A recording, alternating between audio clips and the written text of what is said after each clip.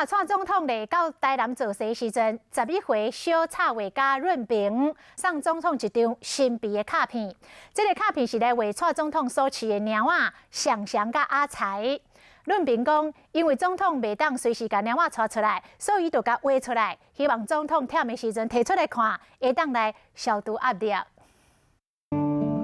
真认真的画。 头毛短短啊，乌孔的目镜，这人看起来真熟悉。画的人就是总统蔡英文。台南这个11岁小画家叫润饼。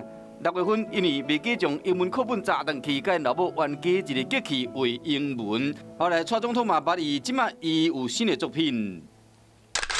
总统蔡英文甲行政院前院长赖清德拜六伫台南市做伙做事，润饼会后送给总统一封神秘的卡片，就是想象甲阿财插画。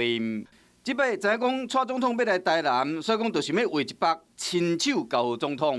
因为如果那个阿财跟想想的话，就是因为总统不可能一直都把他们带在身边，就是希望总统可以带着我的话，也可以被我的话，就是像看到他们一样被疗愈。这个总统很贴心，很亲密，而且他还记得这个小朋友，就是曾经有画过他的画像。